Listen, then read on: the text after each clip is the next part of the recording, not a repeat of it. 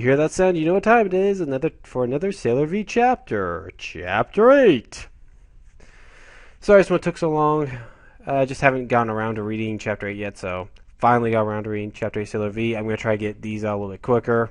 I am seriously trying to, but anyways, here it is, Chapter 8. And so we see Sailor V's a little depressed. She had to take a test, and she knows she didn't do all that well on it. But her and her friends decide to go to a new little coffee shop. And they also see their teacher, who's young, beautiful, and very confident, and so on and so forth. And this teacher is actually interesting. I'm pretty impressed with what I liked about the teacher. I'm going to get into the end there, but I'll get into the end about that. But anyways, so after the coffee shop, when they're there, they find out that Sailor V has a diary. Yeah, she apparently has a diary now. Sailor V, you do have a lock on that thing, right? I'm just saying. You have a nosy cat named Artemis. He can talk. He's intelligent. He may be interested in looking at your diary. But anyways, they arrive they're actually walking down this one little area when these two morons go, "What's up? You bumped into me. What are you gonna do about it? You think you can just waltz away? Ain't gonna happen." One moment. You got 10 years of learning to do before you can lay your hands on respectable girls like these two. We have a new character named Prince Sama. No, that's what V calls him. It's Senoto-san. It's Senoto-san. Basically, Sailor V falls in love with him and calls him Prince Sama, or I'm just going to call him Prince. Yeah, but V already has a mad crush on him. Basically, she says, I suppose he's in a nearby high school. He was so cool. And, her two friends find out that he may be part of a rival gang, and they're against Sailor V actually going for it. Don't like the fact that she's interested in a guy like that. But it can't be helped. Sailor V, you and Sailor Moon are freaking twins, I swear. What is this, her 15th crush already? We need to have a crush meter on how many times she falls in love.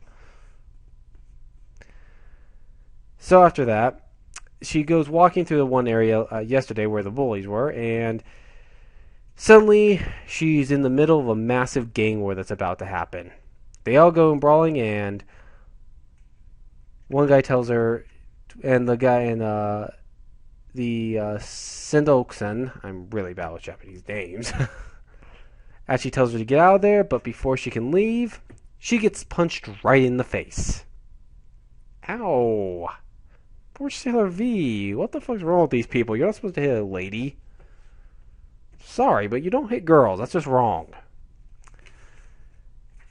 So Sento-san gets her out of there.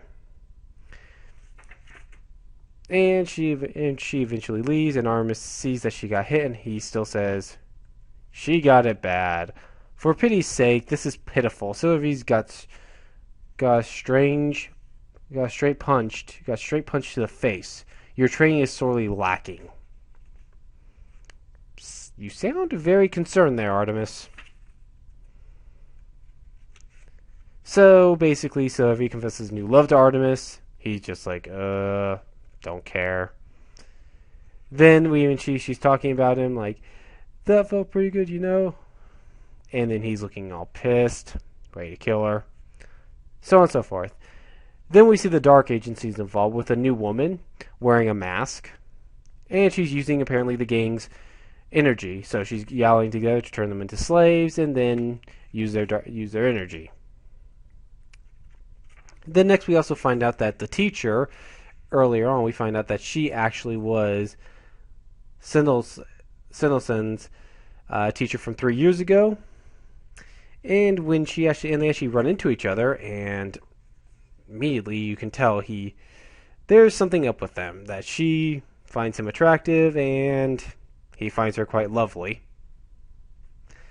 It'll be interesting later on what happens. So Sailor V falls him back, finds out he got beat up a bit, and eventually then another fight breaks out, and he gets beat up badly. However, his friend Santosi's friends don't want him to fight anymore because he could get expelled if he gets into one more fight. So they ask Sailor V to get him out. She can't, so Sailor V transforms into the teacher and runs up to him, and he kisses her. He thinks he kisses the teacher, saying that he always loved her. And the dude's still in high school, isn't he? I'm just not gonna say anything on that. But kisses her, and Sailor V literally just is on cloud 9. Then she transforms and defeats the villain. Does her patented Sailor V kick. Then defeats her. Then uses the Venus Power Love Crescent Shower, rain down on us, killing the villain finally. And after that, everyone sees Sailor V, and then she runs off because she doesn't want to see. Because she says tears don't suit the face of Sailor V. Very noble thing she said right there. And then I love this part. Just as Sailor V departs, leaving a huge number of juvenile delinquents gangs standing there on that tree-lined street. We probably don't need to spell it out that it was the scene of one of Japan's biggest rumbles ever. That's actually a great way to end it right there. But we have one more little panel where we see Artemis. Apparently, so Sailor V didn't get locked because Artemis is reading the goddamn diary. And he says, wait a minute. Wasn't your first love Hage Senpai, if I remember? Artemis! Act like a cat, okay? You have no permission to go reading a girl's diary. Hey, Venus. It's your own fault for not locking the damn thing. This was my first kiss, of course. So naturally, it was my first love, too. Sure. Okay, sure. Sure, Sailor V.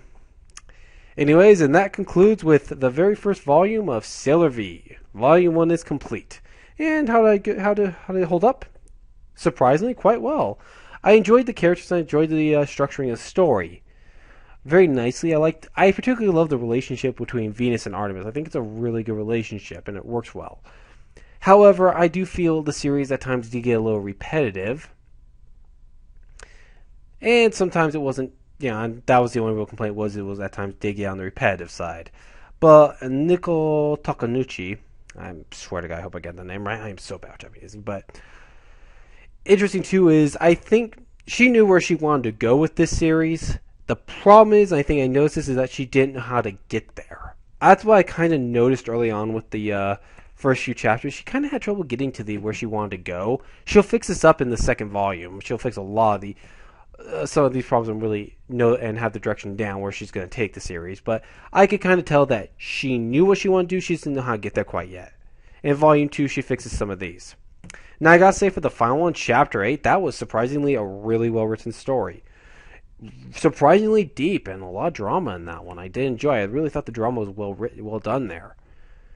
And particularly, I was really impressed with what she did with the teacher. Instead of making the teacher the villain, which she could have easily done, she doesn't. It's another character. It's just another one. It's just, you think the teacher is going to be the villain, and they're going to be the villain of that one, but it's not. It's a completely different character altogether. So I was impressed by that, too. And in general, it was a good one. And it's a little bit on the darker side, too. So she was definitely starting to take Sailor V into a going much darker. And she'll be doing more of this in Sailor Moon. But anyways, so for Sailor V Volume 1, I gotta give it a solid 9 out of 10. It's definitely a good volume. Check it out. Anyways, this is Ash. Thanks so long. I'm out. Good night.